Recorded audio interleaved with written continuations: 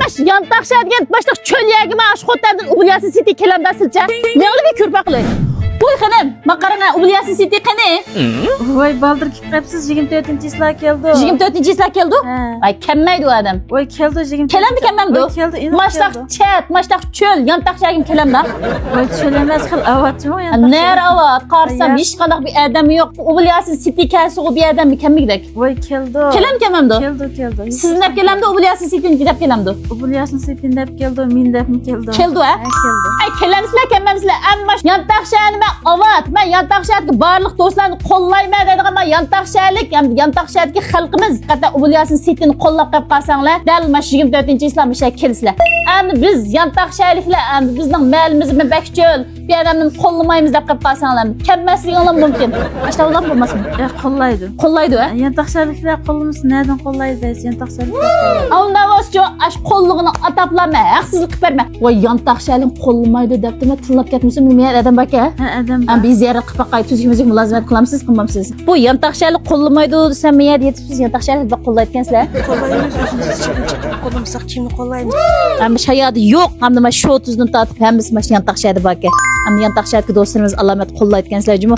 Hamda kunni kiramsiz yoki bir-bir kiramsiz? Haftada 3 kun 4 kun kirmay o'zimiz tijorat qilayotgan keyin vaqt yetmaydi.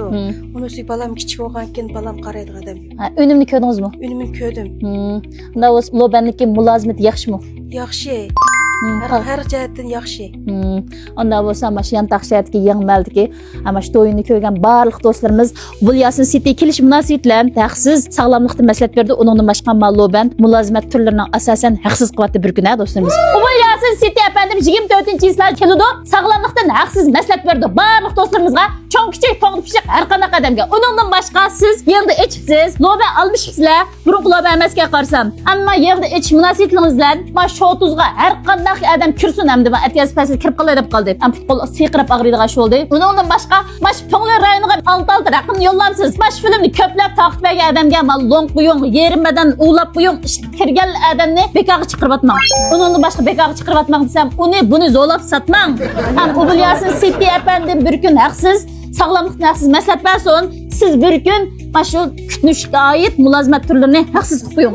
Ma'qulmi? Telefon nomeringizni 132 790 611 98. Bu yana adres bo'lsa shaharnaya Yantaqsha bozori, yana mana shu Koni bozor, yana mana shu Qizilchiroq Do'qmishdan Yangiya kent tarafga 50 metr mansanglar, tibbiy quvvat kutish o'rni, mush film yurakbet atrofinglardagi mana shu Yantaqsha olamni, butun mana shu Ubulyasi City'ga oshiq mana shu odamni ko'rsam bo'ldi deb qotang berib paydo turgan mana shu akachilarimizga, cho'nglarga, kichiklarga har qanday qadam mush film bir avatib qo'yinglar. Rahmat sizlarga.